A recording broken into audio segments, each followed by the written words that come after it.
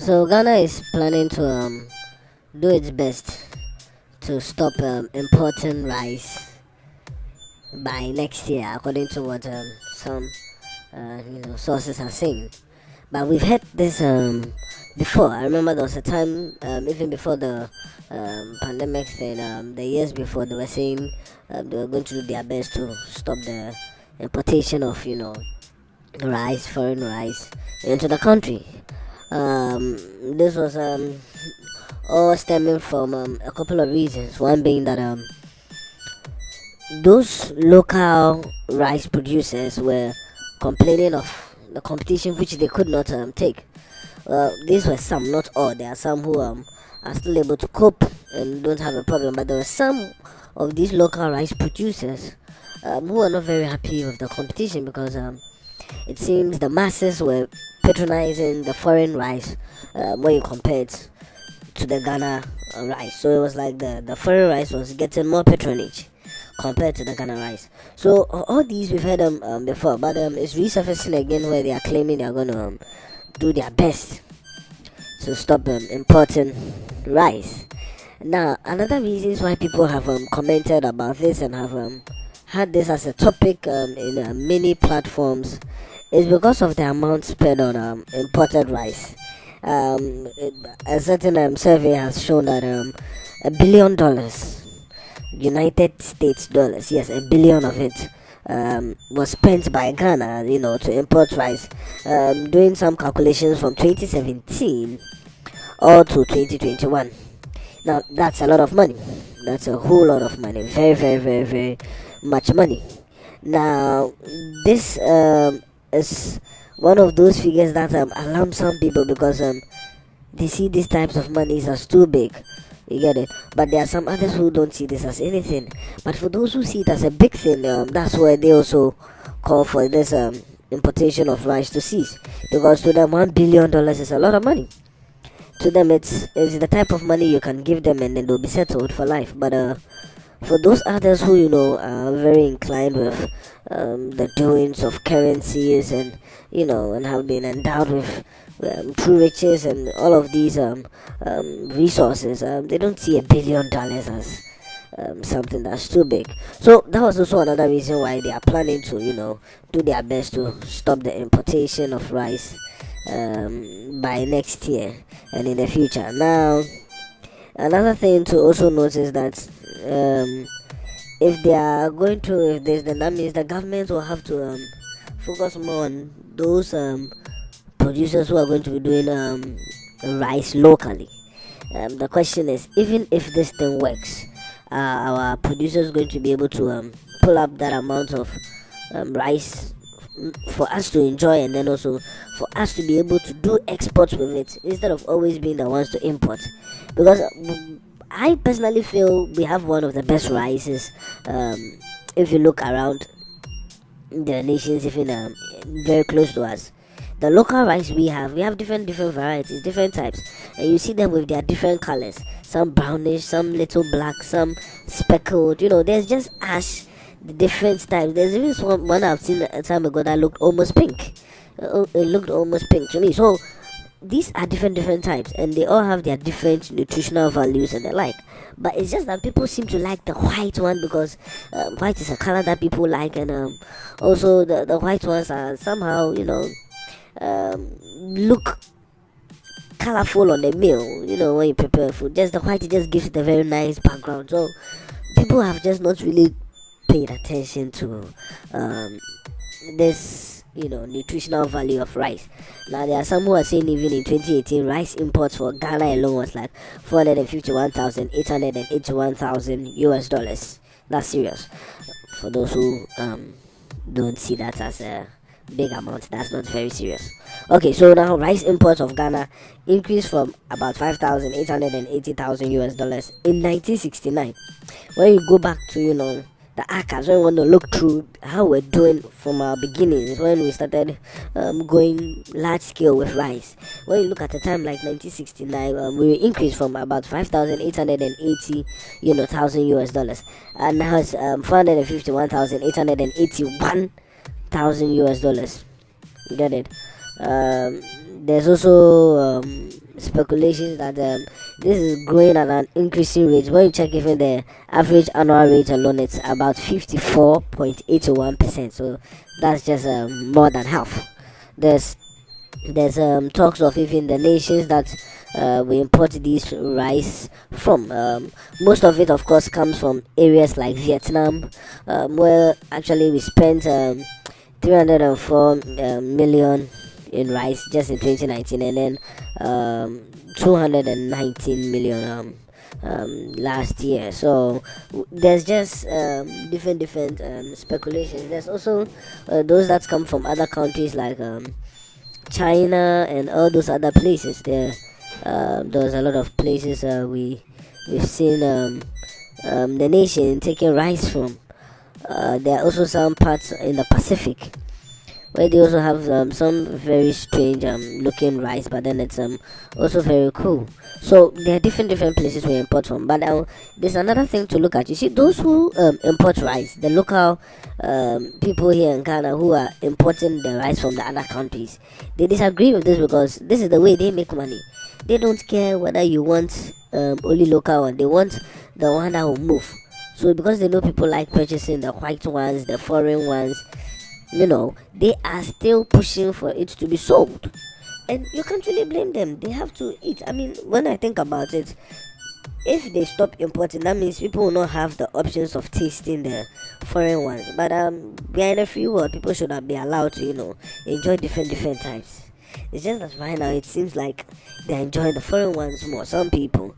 Maybe we should also look at educating those in the nation to understand the benefits of some of these rice that we produce here. I think we should have a look at it.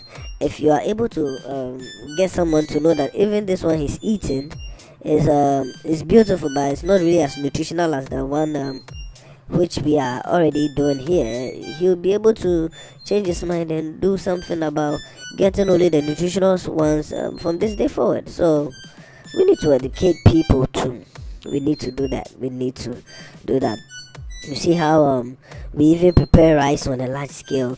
There are many times where, because a lot of people have not really seen the importance of this local rice. Some farmers produce a lot of rice and they are not able to sell all of them. They are not able to use it productively. So there are times where you hear problems with goods and other raw materials that have gone waste, and all of these are all factors we should also look at. So let's look at how to also make the rice appealing to the citizens, and therefore we'll avoid loss of all the farm produce, rice being an example. We have many varieties of rice, different colors, and all of them have their own peculiar tastes. You get it? So let's look at them all. Let's look at which ones are the best ones. Let's not just follow what everyone is following, and then we get the ones that are good for us. So far we'll see how that will go.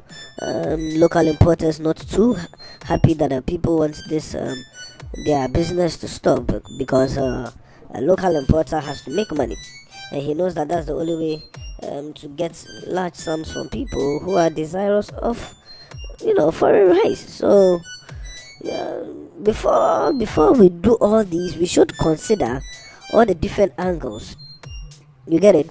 We should consider, maybe, just maybe, those ones that we import, if they are getting too high, for even people to purchase, then we can start, bluffing those ones off a little. But with time, we'll be able to get people to understand the difference. Look, another thing we also should look at is the way we bag and process our rice. There are some people, some companies, some manufacturers, some producers who just put all the grains in a rubber anyhow and then send it out to be sold. But if we can package it as beautifully as some of these foreign ones package them, then we'll have the appealing, attractive bottle of rice, bag of rice, anything. Just we have to find ways to just make it look good. And before we do that, we have to take out all those little stones, all those husks, and all those unwanted material in the bag of rice. Sometimes the difference between the ones we may do here and the ones that we bring from outside is that they go through a thorough process of searching through them with good machines and all this technology to make sure that there's no bad stuff in the sack. But there are some local producers, well, not all, but there are some who they just put anything inside anywhere and then they come and give it to you to go and consume. So now you have to go through another process of now re-sifting the grains to remove and separate the stones, the chaff, the husks, the unwanted materials, the little beetles and termites and all those unwanted creatures. We just have to go through another process. And if I'm going to be going through that long process of washing rice over and over, sort of screening the rice, monitoring every single grain just to make sure it is good, I'm thinking we are going to spend a lot of time trying to get that appealing to people. So to get the people to like it, you have to make the work easier for them. Let's sift the brown rice and all this other colored rice that we make locally here to look good and to have good stuff. The content is what matters. You get it? I can't be chewing stones and you expect me to purchase it again. The content is of value. So let's find a way to do that the right way. Let's do it the right way. It will go a long way to help us. It will push the economy, definitely. It's going to give people better health, because now many more people who didn't used to consume local rice before will start purchasing them because they know, hey, this is good for my health. They know, hey, this has this particular nutrient that I need more than any other thing. So it's going to have a lot of advantages. You should also look at some of even the ways we prepare them. You get it? Don't just prepare any rice anyhow. We have to find ways of preparing it that look good. Which type of meals can we use them for? Is it wachi? Is it jollof? Is it fried rice? Is it omutuo? How many of you like omutuo? Rice balls. Rice balls, yeah. It's very nice. Where you have your nice soup. Maybe some granite soup. You get this your rice balls with it. The rice balls is very good. It goes very well. If you have some good meat in the soup, it's also cool. So all these types of rice, you get it, it's good. Look, there's been increasing demand for meat also. There's been increasing demand of meat, and as more people want meat, they'll definitely need to go with along with the rice. Urbanization and all this trade liberalization, all these things, come on, it makes people want one thing, and then that one thing also gives them a desire for another thing. When you think of all the variables and compare the significant effects with the increments that are moving on in a way that shows the relative price ratio between even millet and imported rice, you realize that the urbanization is sort of yielding the greatest impact, the positive one, on both the volumes of rice and also the value of the rice imports. Now this is all turning around to bring a cohesion in the direction that makes the rice very appealing to people. As I'm getting more meat to eat, I feel the need to get more rice. Let me try this meat with this rice also. Oh, will this one work well with that one? So all of these has its ways of turning out to bring the desires in a particular rice. Now let's also focus on making those regions that we produce rice in to have the right things they need around them. Let's get to the farms. Let's meet the farmers and give them the right gadgets, equipment, vehicles, and all these technology that will help them to do their best with the rice. That's another way. When you look at even the regions in Ghana producing rice, when you look at the northern region, when you look at and one thing I like about Ghana is we don't stick to one particular terrain and let them do only one thing. Like even with rice like this, apart from northern region, there's the upper east region and of course the upper west region also. And one other region you should look at, one that is close to the capital, close to the capital of this nation, is the Volta region.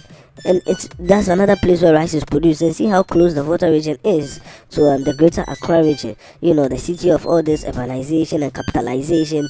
It's good. So we need to focus on those areas too.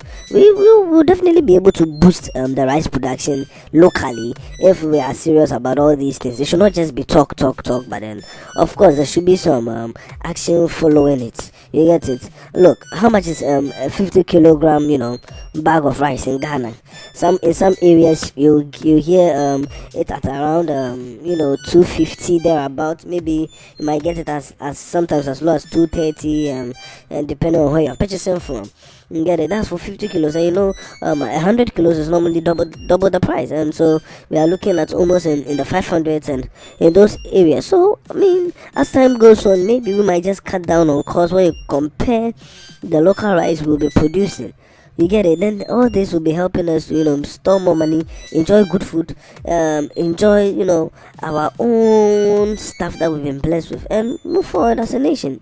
It's very, very necessary that we make all those rights reservations to keep the quantity that is desired here, and we substitute those ones that are not very, very important to us, and we do that which we know we can do with the little that we have here, and then turn it into a very big thing at the end of the day.